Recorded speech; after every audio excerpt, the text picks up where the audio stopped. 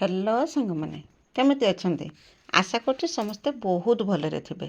आपण समस्त को मो तरफ जय गुरु ठाकुर डाकुच आप भलरे रुहतु सुस्थ रुहतु आपणकर पूरा दिन मंगलमय हो आ भलरे भलरे कटि जाओ।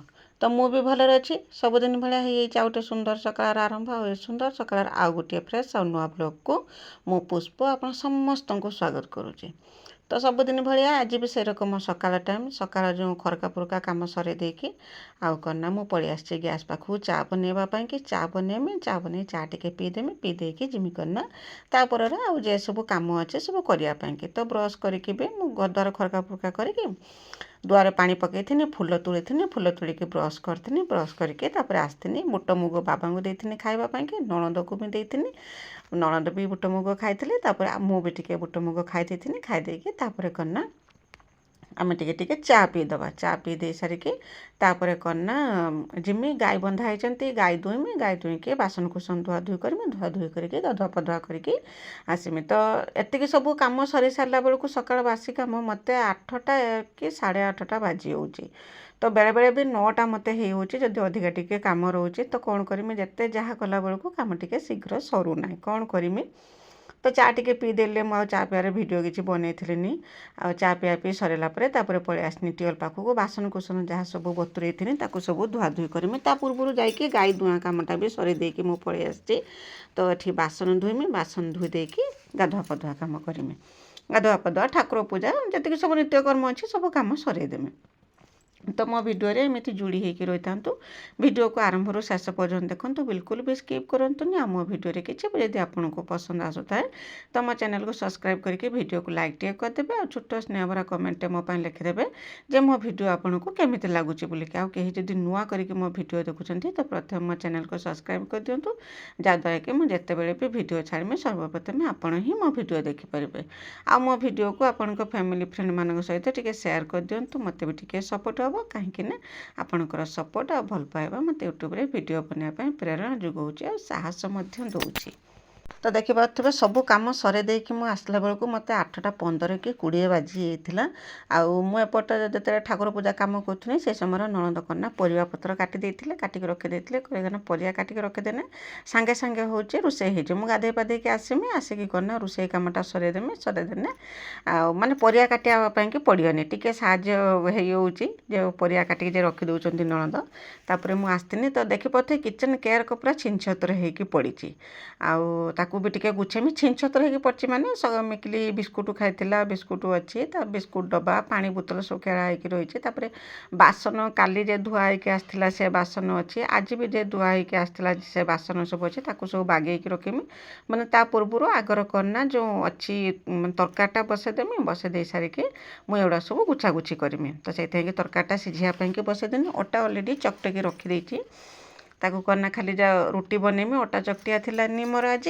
तो से करना बासन जी अच्छे सब गुछागुछी करके व्यवस्थित करके रखीदेमी रखीदे सारिकी करना ये कम सला को तरकारी होता तरकारीटा बघारदेमी बघार देकी रुटी दीपट करदेमी रुटी केवल जा बाबा और नणद 2 जण खाइबे आ मिकिली मु 2 जण करना खाइबा होची पखाळ खाइबा तो से खाली 2 जण की रुटी बनैमी तो बासन गुछे देकी करना ये कम सरला बेलू मोर अलरेडी माने तरकारी सीझी तरकारी करना आमपाई कि आलू भजा करी पखाल खावापाई कि आउ नाड़ी तरकारी गोटे रकम बनई देती एबे तो सजना नाड़ी बहु परिमाण में मिलूँ से नाड़ी तरकारी गोटे बनई देती बास यही रकम सकाल रोसे मोर चली आउटर माने बासन कुसन गुछागुछी कम भी चलता गोटे पट माने एका सांगे 2-2टा कम मोर चलता तो यही रंग करके कम टे सहज कर दिए मु आज भिडियो करना मोर माने सकाळ रुटीनटा मुझे सागर सेयार कर भिडियो मुझे बेसी लंबा करना कहीं लंबा है आपण मानक देखापी भी विरक्त लगुव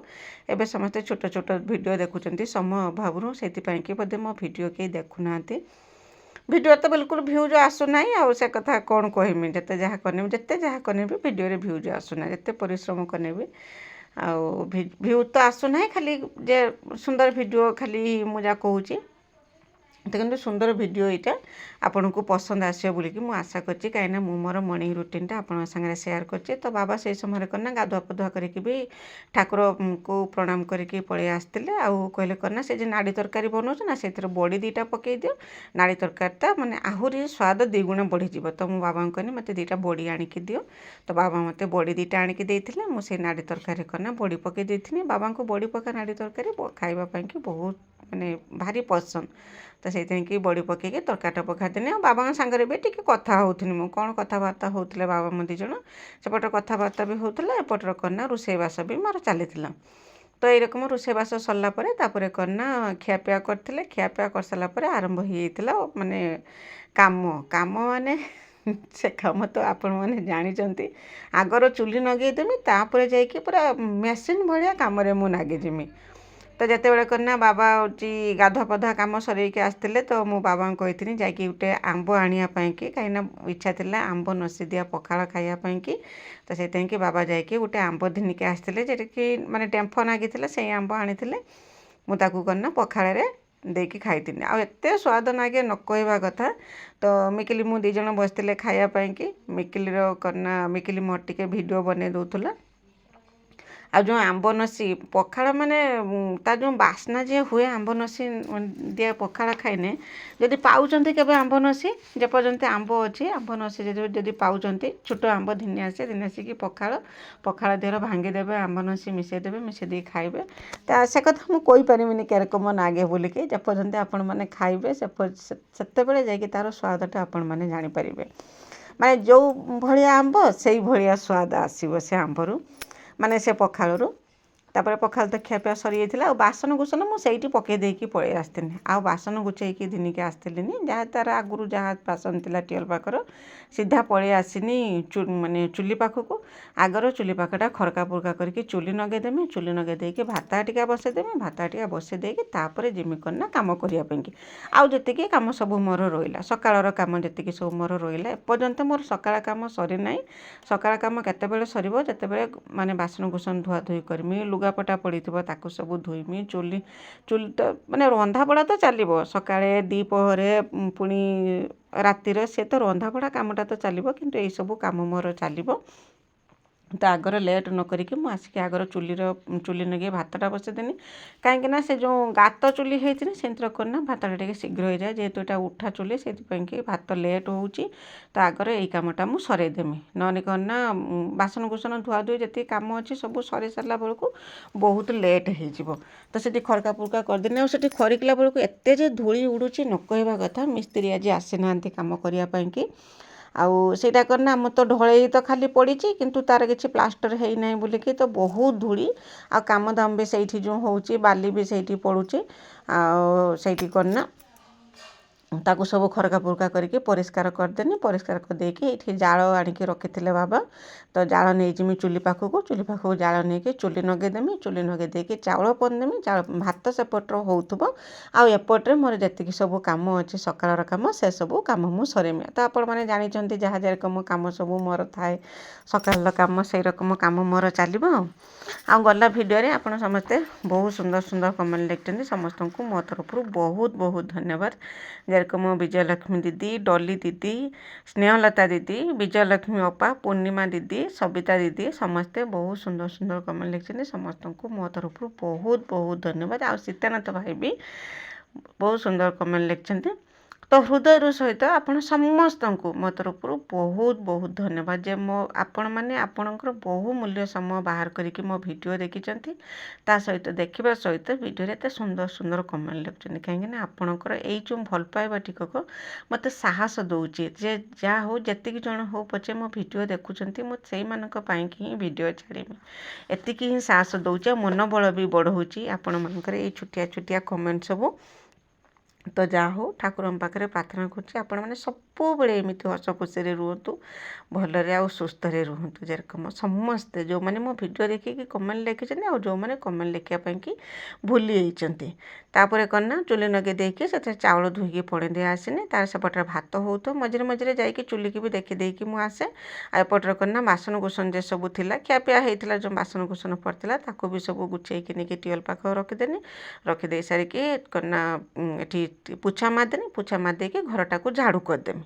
ଝାଡ଼ୁ କରିଦେଇ ସାରିଲା ପରେ ଯିମି ଟ୍ୟୁବଲ୍ ପାଖକୁ। ଗାଧୁଆ ହେଇଥିଲା, ଯେଉଁ ସକାଳେ ଗାଧୁଆ ଲୁଗା ସବୁ ପଡ଼ିଥିଲା ତାକୁ ବି ସବୁ ନେଇକି ଶୁଖେଇମି। ଶୁଖେଇକି ବାସନ କୁସନ ଧୁଆଧୁଇ ସରିଲା ପରେ ତାପରେ ଯାଇକି ମୋତେ ଲାଗିବ ଯେ ହଁ ମୋର ଘର କାମ ସକାଳ ବେଳାର କାମ କିଛି ସରିଲା ବୋଲିକି। ଆଉ ତାପରେ ଯାଇକି ଆରମ୍ଭ ହେବ ମୋର ଦ୍ୱିପହର ବେଳର କାମ। ମାନେ ଦ୍ୱିପହର ବେଳର କାମ କ'ଣ, ଦ୍ୱିପହର ବେଳେ ତ ଖାଲି ରୋଷେଇବାସ କାମ, ଆଉ କିଛି କାମ ଥାଏନି।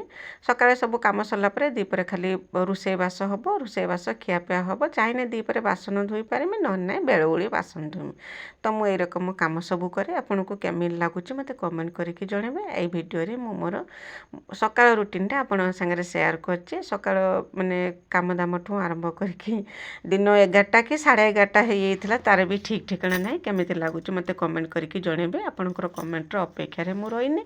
ତ ଆଶା କରୁଛି ମୋ ଭିଡ଼ିଓଟି ଆପଣଙ୍କୁ ପସନ୍ଦ ଆସିଥିବ ବୋଲିକି। ଯଦି ପସନ୍ଦ ଆସିଥିବ କମେଣ୍ଟ ଲେଖିବା ପାଇଁ ବିଲକୁଲ ବି ଭୁଲିବେନି। ଆଉ କ'ଣ ନା ଯାଉ ଲାଇକ୍ଟିଏ ତ ନିଶ୍ଚୟ ମୋ ଭିଡ଼ିଓରେ କରିଦେଇଯିବେ, କାରଣ ଏତେ ପରିଶ୍ରମ ବଦଳରେ ଆପଣଙ୍କର ଲାଇକ୍ର ହକଦାର ହେଉଛି, ମାନେ ମୋତେ ଲାଗୁଛି ଯେ ଆପଣମାନେ ଗୋଟେ ଲାଇକ୍ର ହକଦାର ହେଉଛି ମୁଁ। ତ ସେଇଥିପାଇଁ କି ଲାଇକ୍ଟିଏ ନିଶ୍ଚୟ କରନ୍ତୁ। ତ ୟା ପରେ ମୁଁ ଆଉ କିଛି ଭିଡ଼ିଓ ବନେଇଥିଲିନି। ତ ଦ୍ୱିପହରେ ରନ୍ଧାବଢ଼ା ଖିଆପିଆ ଏରକମ ସବୁ ଚାଲିଥିଲା। ତ ରହୁଛି ସେ ପର୍ଯ୍ୟନ୍ତ ଆପଣ ଆପଣଙ୍କ ଦେହର ଯତ୍ନ ନିଅନ୍ତୁ, ଭଲରେ ରୁହନ୍ତୁ, ସୁସ୍ଥରେ ରୁହନ୍ତୁ। ଠାକୁରଙ୍କ ପାଖରେ ପ୍ରାର୍ଥନା କରୁଛି। ଆଉ ସବୁଦିନ ଏମିତି ମୋ ଭିଡ଼ିଓ ଦେଖନ୍ତୁ, ମୋ ଭିଡ଼ିଓରେ ଏମିତି ସୁନ୍ଦର ସୁନ୍ଦର କମେଣ୍ଟ ଲେଖନ୍ତୁ। ଆଉ କ'ଣ ନା ଆହୁରି ବି ଆଗକୁ ଆହୁରି ସୁନ୍ଦର ସୁନ୍ଦର ଭିଡ଼ିଓ ଆଣିବା ପାଇଁକି ବି ମୁଁ ଚେଷ୍ଟା କରିମି, ଯେଉଁଟାକି ଆପଣମାନଙ୍କୁ ପସନ୍ଦ ଆସିବ ବୋଲିକି ଚେଷ୍ଟା କରିମି। ତ ସେ ପର୍ଯ୍ୟନ୍ତ ଏ ଗାଁର ବହୁ ଟିକେ ଟିକେ ସପୋର୍ଟ କରନ୍ତୁ, କାହିଁକିନା ଆପଣଙ୍କର ସପୋର୍ଟ ହିଁ ମୋତେ ଆଗକୁ ବଢ଼େଇ ନେବ। ମୁଁ ଯଦି 2 ପାଦ ଆଗକୁ ବଢ଼ଉଛି, ଆପଣଙ୍କର ସପୋର୍ଟ ମୋତେ 1 ପାଦ ଆଗକୁ ବଢ଼େଇ ନେଉଛି। ସେଇ କଥା ସବୁଦିନ ଭଳିଆ ଗାଁର ବହୁ ଟିକେ ଟିକେ ସପୋର୍ଟ କରିବେ ଆଗକୁ ବଢ଼ିବା ପାଇଁକି। ଆପଣଙ୍କର ସପୋର୍ଟର ଅପେକ୍ଷାରେ ମୁଁ ରହିନି। ତ ରହୁଛି, ଦେଖା ହେବ ଆସନ୍ତାକାଲି ଆଉ ଗୋଟିଏ ଫ୍ରେଶ୍ ଆଉ ନୂଆ ବ୍ଲଗ୍ରେ। ସେ ପର୍ଯ୍ୟନ୍ତ ରହୁଛି, ବାଏ ବାଏ, ଜୟ ଗୁରୁ।